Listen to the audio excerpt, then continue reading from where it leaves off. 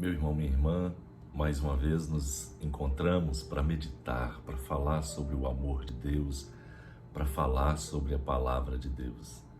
E neste domingo, segundo domingo do tempo da Quaresma, queremos refletir a subida do Senhor com seus discípulos ao Monte Tabor.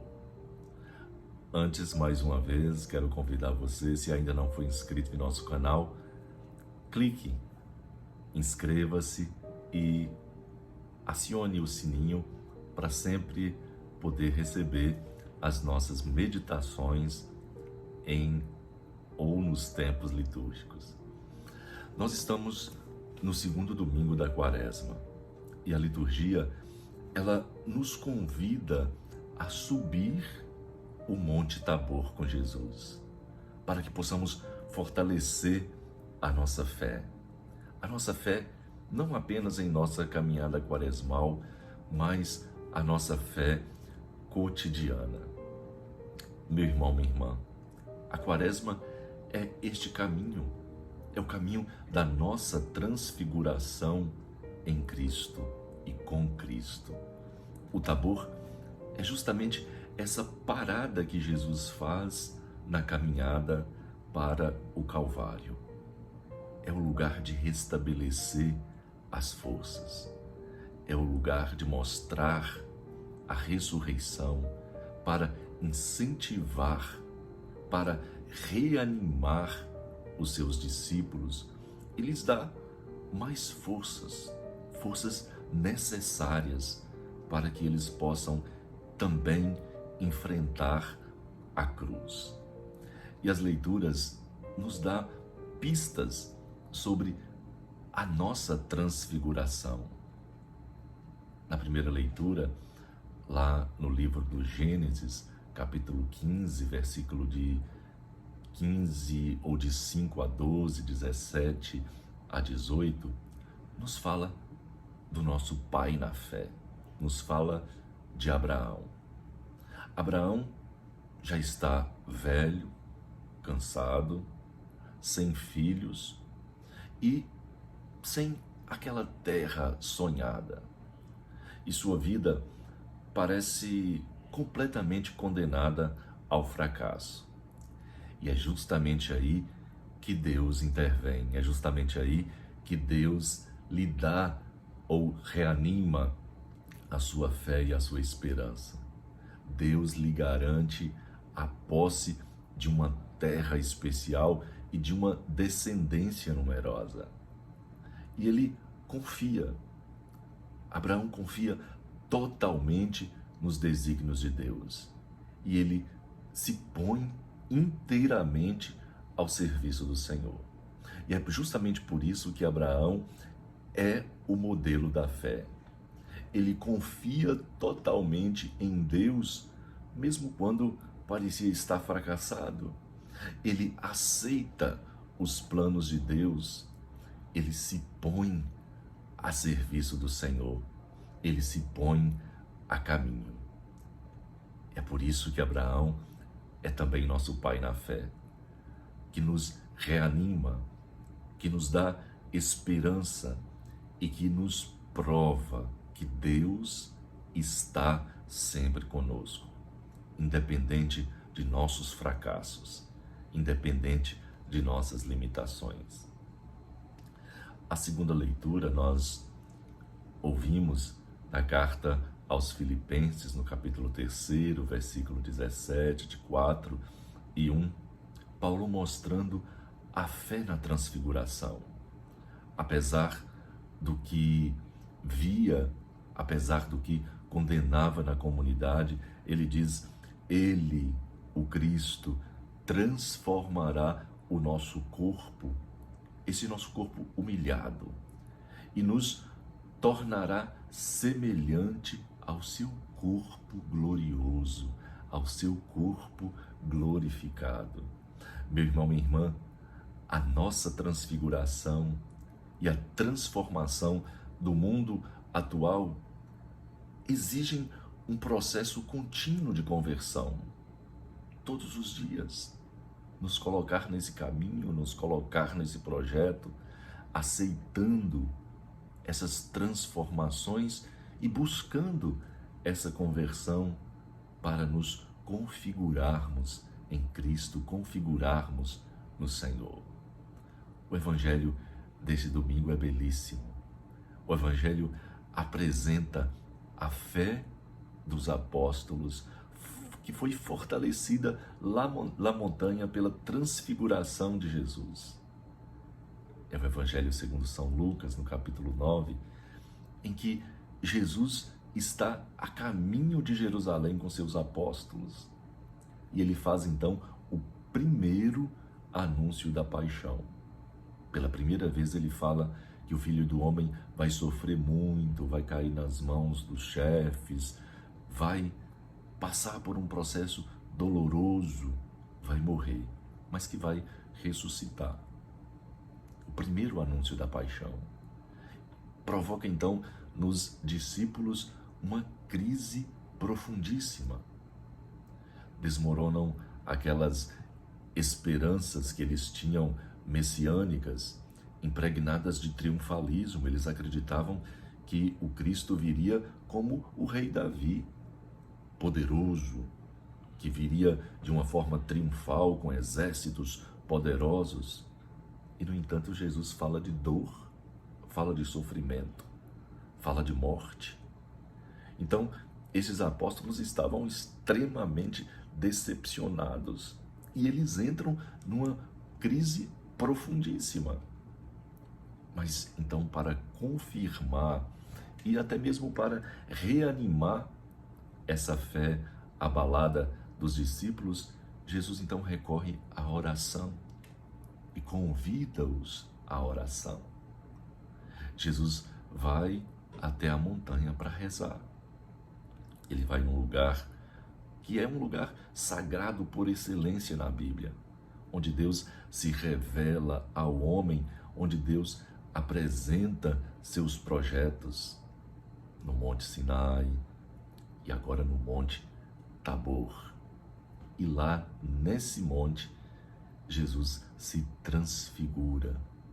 Então, meu irmão, minha irmã, todo encontro autêntico com Deus, ele deixa marcas profundas em nós. No rosto das pessoas que viram Deus ou tiveram uma experiência profunda de Deus, aparece transfigurado, aparece mudado, como o de Moisés, quando ele desceu lá do Monte Sinai. A palavra diz que o rosto de Moisés estava diferente, não diferente porque tinha mudado o seu semblante, mas porque ele tinha visto Deus. Lá nessa montanha, uma voz confirma o plano de Jesus, o plano de Deus. Este é meu filho amado, escutem o que ele diz. É meu filho querido, prestem atenção no que ele está dizendo. E ao descer do monte, uma nova energia inundaria a pessoa, inundaria o coração dos apóstolos e daria para eles essa energia, essa energia nova para continuar essa marcha para Jerusalém, onde Jesus seria crucificado. Ou seja, traria a eles uma nova esperança, os encheria de ânimo. Lucas apresenta alguns pormenores no Evangelho que é muito bacana a gente meditar. O motivo da ida de Jesus até a montanha, ele vai lá por quê? Ele vai para orar, para rezar, para meditar, para entrar em profunda união com o Pai. E o rosto deixa transparecer a presença de Deus durante a oração. Aparecem Moisés e Elias, que falariam sobre o que aconteceria em Jerusalém. Lembramos aí que Elias e Moisés representam Moisés a lei, Elias a profecia, ou seja, o Antigo Testamento. Os 3 discípulos, eles dormem quando Jesus fala da doação da própria vida. Eles estão dormindo. E essas 3 tendas que Lucas enfatiza em seu evangelho. Pedro, ele deseja permanecer contemplando o transfigurado. Ele quer ficar ali só na oração. Ele não quer descer, ele não quer enfrentar a realidade, ele não quer ir para a vida. Quer apenas ficar na contemplação, apenas ficar na oração e adoração. E Jesus convida a descer o monte e a continuar a caminhada.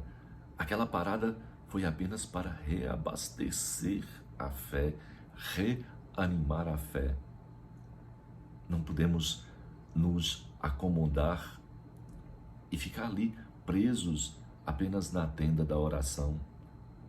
A oração deve ser o que nos coloca em profunda conexão com Deus, e por isso ela é muito importante, ela é necessária, mas nós não podemos ficar apenas na oração. Nós precisamos sair, nós precisamos enfrentar os conflitos da vida, precisamos enfrentar a vida, precisamos dar continuidade à nossa caminhada. Da luz, ou melhor, da nuvem, sai uma voz: este é meu filho amado. Então, escutem. Este é meu filho amado, escutai-o. No fim, Jesus ficou sozinho. Moisés e Elias desapareceram, para significar que o Antigo Testamento já se cumpriu. Agora é um tempo novo, agora é uma vida nova. Jesus está cheio da graça, cheio de Deus. É um tempo novo. Os 3 discípulos, eles partilham a experiência da transfiguração, mas eles recusam-se a aceitar que o triunfo de Cristo iria passar sim pelo sofrimento, iria passar sim pela cruz. Como nós, tantas e tantas vezes, queremos ficar na contemplação e na oração e queremos negar a cruz, queremos negar a dor, queremos negar a vida, mas ela faz parte da vida. E é necessário entender que há a ressurreição, que há a glória. Essa antecipação do Tabor é justamente para que nós tenhamos forças para enfrentar a cruz, para enfrentar a dor, de saber que depois tem algo muito especial, tem a ressurreição. Meus irmãos, minhas irmãs, os discípulos, eles testemunharam a transfiguração de Jesus, mas parece não ter muita vontade de descer à terra, de enfrentar o mundo, enfrentar os problemas da humanidade, das pessoas. Muitas vezes nós também fazemos isso. Esses discípulos, eles representam os que vivem apenas de olhos voltados no céu, mas aliados da realidade do mundo.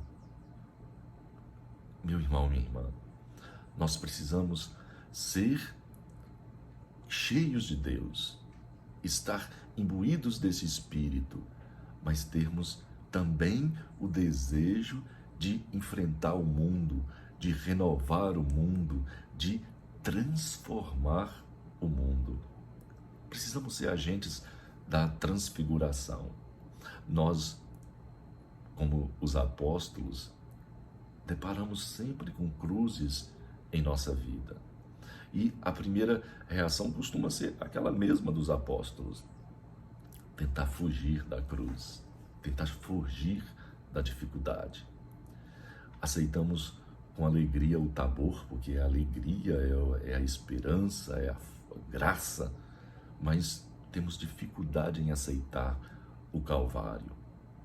Nesses momentos, para reanimar a nossa fé, Deus continua inventando também para nós um Tabor, dando-nos uma pequena amostra de sua beleza, de sua glória. Contudo, é bom lembrar que o Tabor é apenas uma parada.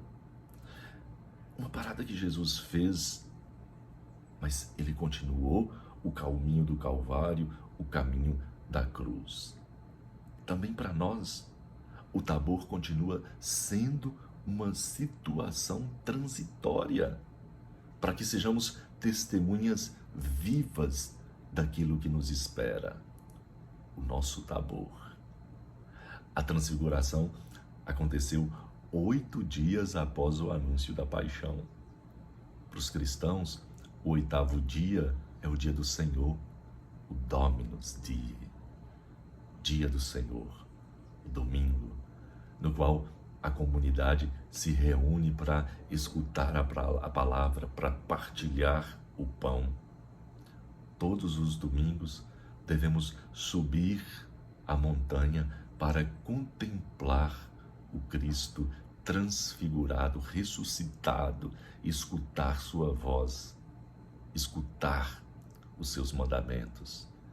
E depois, transformados, descer da montanha, sair, prosseguir a nossa caminhada como os agentes dessa transfiguração, dessa transformação, dessa ressurreição, dispostos a enfrentar o mundo, dispostos a enfrentar os problemas. Subimos a montanha para contemplar o rosto de Cristo, para escutar sua voz, e depois descemos reanimados para prosseguir a nossa caminhada. Meu irmão, minha irmã, a nossa fé na transfiguração nos deve levar a transfigurar todo o nosso ser e transformar o mundo que nos rodeia.